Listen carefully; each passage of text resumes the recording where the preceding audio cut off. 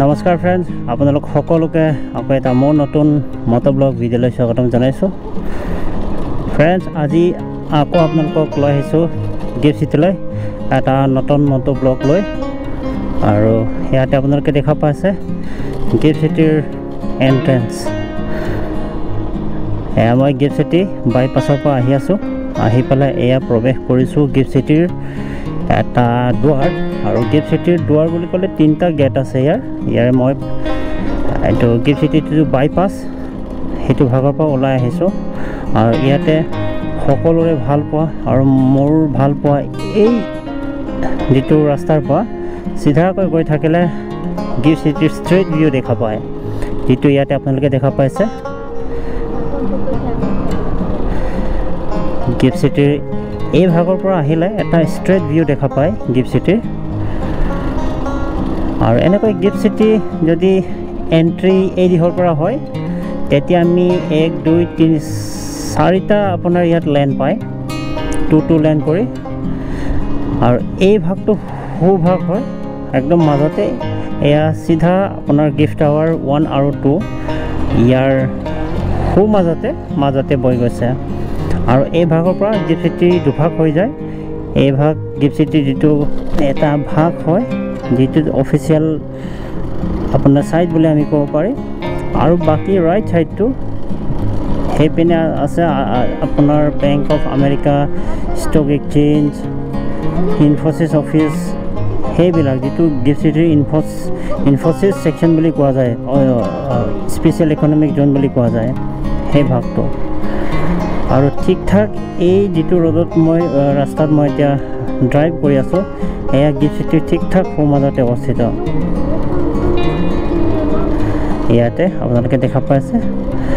আৰু এনেকৈ গিফ্ট চিটিত বৰ্তমানো ভালেখিনি খালী মাটি আছে আৰু ভালেখিনি নতুন নেশ্যনেল মাল্টিনেশ্যনেল কোম্পানী আহিছে আৰু ইয়াত নিজৰ অফিচ ইয়াত আপোনাৰ বনাই আছে, এষ্টাব্লিছ কৰিছে। আৰু গিফ্ট চিটিত গছ গছনিবিলাক আপোনালোকে দেখা পাইছে এটা নতুন ৰূপ লৈছে, ইয়াত প্ৰাণ পাইছে বৰষুণ দিয়াৰ ফলত। আৰু আজিৰ পৰা প্ৰায় এমাহ হৈ গ'ল, এমাহ একদম হৈ গৈছে গিফ্ট চিটিত বা গোটেই গান্ধীনগৰত বৰষুণ দি আছে। যিহেতু এতিয়া আপোনাৰ মনচুন ছিজন আহি গ'ল আৰু এই মনচুনৰ কাৰণে ইয়াত বৰষুণ আহি গৈছে। আজিও বতৰ একেটাই ডাৱৰীয়া আৰু ৰাতিপুৱা বৰষুণ দি আছিলে আৰু বৰ্তমানতো বৰষুণ নাই। আৰু এই বৰষুণ নথকা সুযোগ লৈ মই আকৌ আজি আহিছোঁ।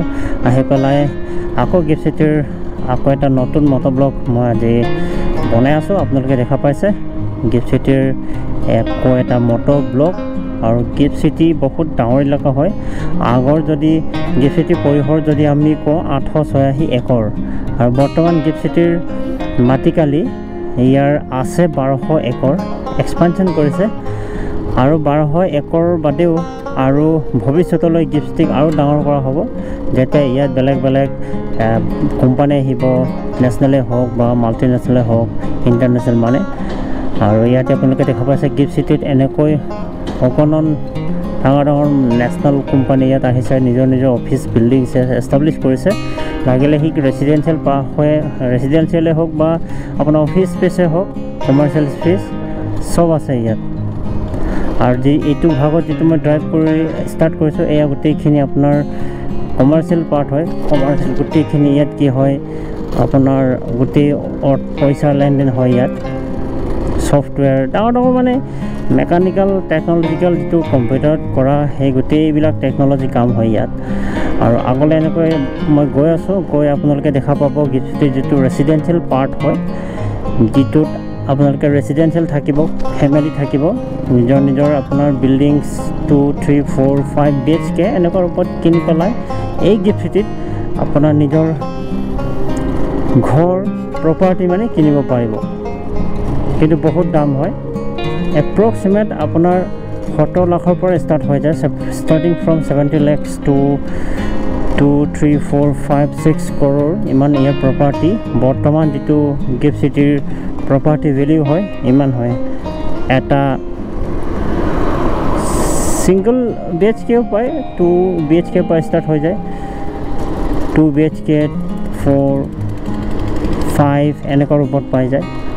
আৰু এনেকৈ আপোনালোকে দেখা পাইছে আগলৈ যিটো গগনচুমী অট্টালিকাবিলাক কনষ্ট্ৰাকশ্যন কৰিছে সেইবিলাক হৈছে ৰেচিডেঞ্চিয়েল পাৰ্ট। এয়া আপোনাৰ ৰিভা ছাইট হয়, ৰিভা কনষ্ট্ৰাকশ্যন। এয়া কাব্যৰত্ন গ্ৰুপে বনাই আছে আৰু ইয়াতে আপোনালোকে আগলৈ দেখিছে হাইড্ৰলিক মেচিন ওপৰলৈ ৱৰ্কাৰবিলাক লিফ্ট আপ কৰে দেখা পাইছে। আৰু এনেকৈ এয়া ৰিভা ছাইট আৰু এনেকৈ আগলৈ সংঘাত IPL আৰু বাকীবিলাক আৰু এনেকৈ বাকী কি ক'ম শোভা টাৱাৰ 1 and 2 আছে আৰু আগলৈও বিধান আছে আৰু ভালেখিনি আছে। এনেকৈ নতুন নতুন বিল্ডিংছ ইয়াত হৈ আছে, অফিচ স্পেচে হওক বা কমাৰ্চিয়েল স্পেচে হওক।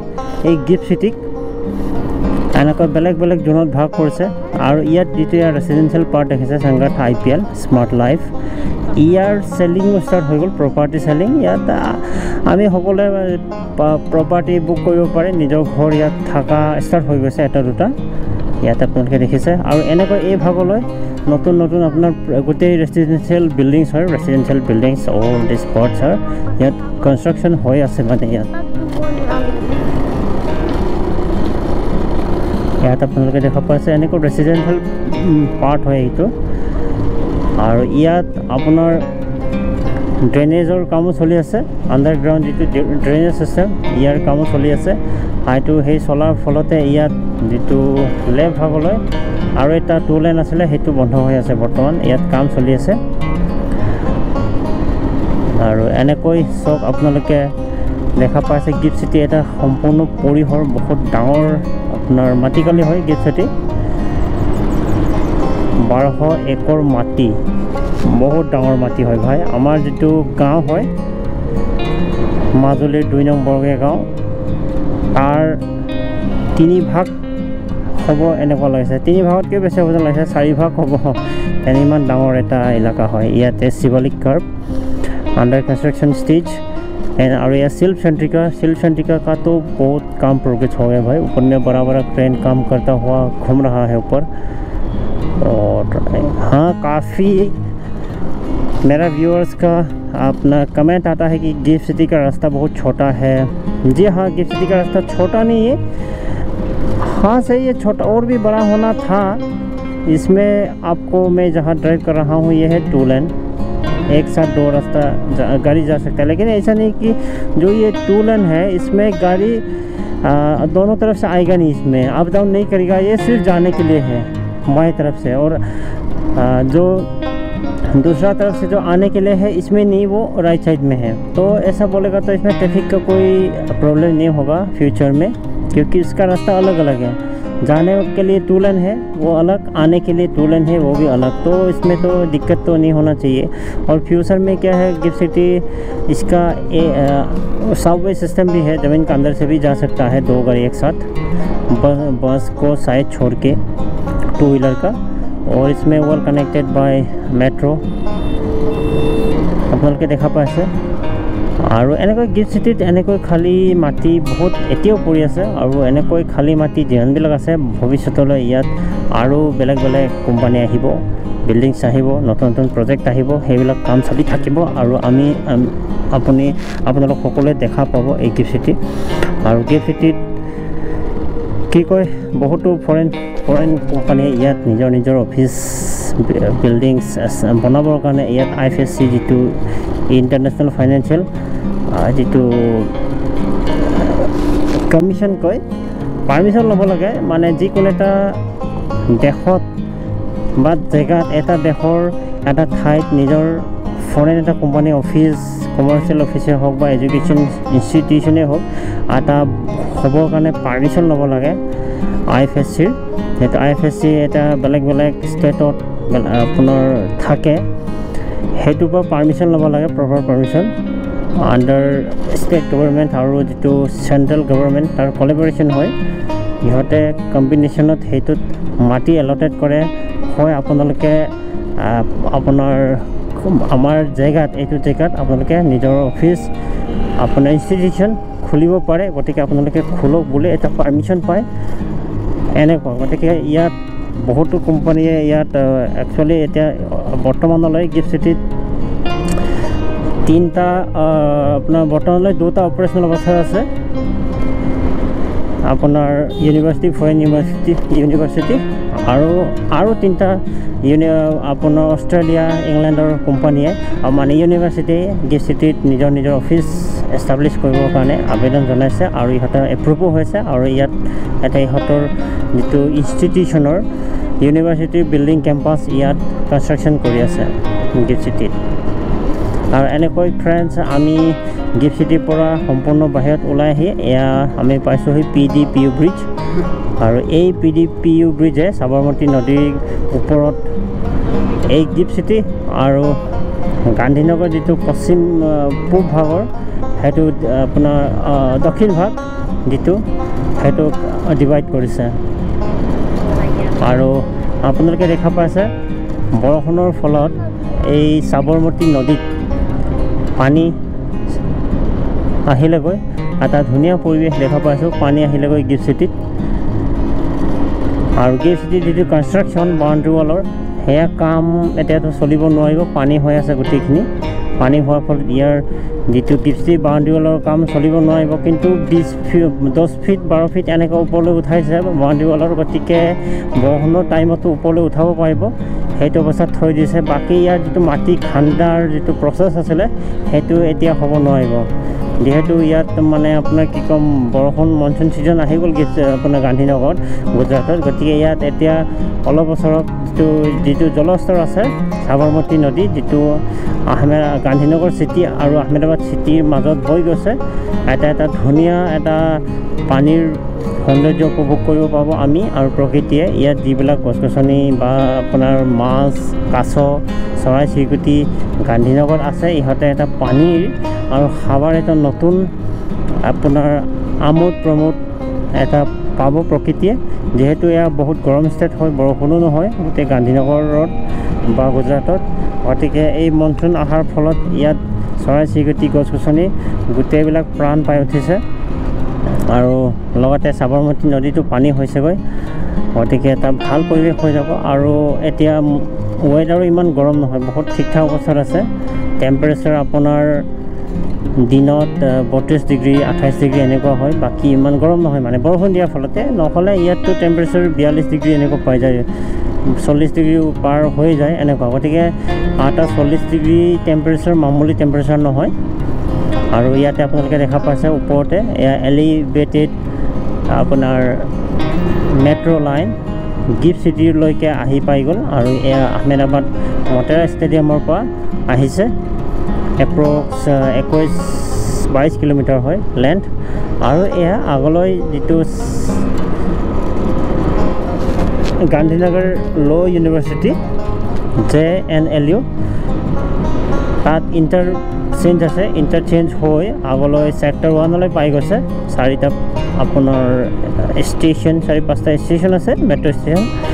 और तारपर सुदूर ही आपको फ्रॉम 1 सेक्टर टू 13 सेक्टर ये 3-4 महीना के अंदर इनॉग्रेट होना चाहिए, उसका काम भी चल रहा है। मतलब ये आखिरी स्टेशन है गांधीनगर रेलवे स्टेशन, उधर तक ये जो गिफ्ट सिटी ये ऊपर जो एलिवेटेड जो ये अहमदाबाद गांधीनगर मेट्रो लाइन है ये पहुँचेगा।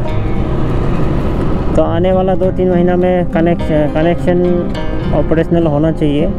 तो उसके लिए गुजरात का CM हो या हमारा प्राइम मिनिस्टर हो मोदी जी वो इनॉग्रेट करेंगे, तो आना पड़ेगा गांधीनगर। तो जो बचा कुचा जो 8-9 किलोमीटर का जो मेट्रो लाइन है इसको इनॉग्रेट करेगा तो बहुत अच्छा हो जाएगा। अभी हमारा अहमदाबाद सिटी से गिफ्ट सिटी के लिए डायरेक्ट ट्रेन है जो कि अपना 15-20 मिनट आसपास लगता है। तो 10 रुपया का सिर्फ, और 20 रुपया, हाँ 20 रुपया था। मैं एक ही बार सिर्फ सफ़र किया हूँ गिफ्ट सिटी से लेकर मैं मोटेरा स्टेडियम तक गया हूँ, फिर मोटेरा स्टेडियम से गिफ्ट सिटी वापस आया था। और ये जो JNLU से लेके सेक्टर 1 तक ऑपरेशनल हो गया, फिर सेक्टर 1 से लेके स्टेशन से लेके 13 सेक्टर जहाँ गांधीनगर कैपिटल रेलवे स्टेशन है उधर तक का जो 8-9 किलोमीटर बचा कुछ जो मेट्रो लाइन है इसका काम भी जोरों शोरों पर चल रहा है। और आने वाला 3-4 महीने के अंदर इनॉग्रेट तो हो जाएंगे। इसका काम बहुत दिन रात चल रहा है। तो जब भी वो ऑपरेशनल हो जाएगा, इनॉग्रेट हो जाएगा, तो मैं पक्का आप लोगों को उसका वीडियो बना के दिखाऊंगा। तो उसके लिए हमको 2-3 महीने वेट करना पड़ेगा। और ये है बढ़िया सा सुंदर सा एटमॉस्फेयर। और ये है देखो गांधीनगर का ग्रोइंग सिटी। इसमें बहुत सारा नया नया बिल्डिंग्स का कंस्ट्रक्शन इसमें चल रहा है। और ये है हमारा देश का राइजिंग नया नया सिटी, नया नया जगह है। और गांधीनगर में ऐसा, गांधीनगर अहमदाबाद में बहुत ऐसा नया नया बिल्डिंग्स कंस्ट्रक्शन अब हमको देखने को मिलेंगे।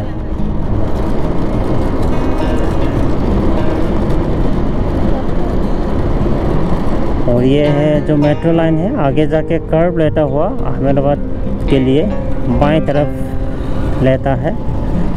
और फिर एक दाहिने तरफ जा रहा है जो सेक्टर 1 और 13 सेक्टर जो गांधीनगर कैपिटल रेलवे स्टेशन है उधर तक को जाता है, जो इंटरसेक्शन है। और ये इंटरसेक्शन रेशन सर्कल बोलता है इसको, लेकिन ये इंटरसेक्शन का जो स्टेशन है वो JNLU है, गांधीनगर लॉ यूनिवर्सिटी इंटरसेक्शन। और ये आगे का जो सर्कल है, ये सर्कल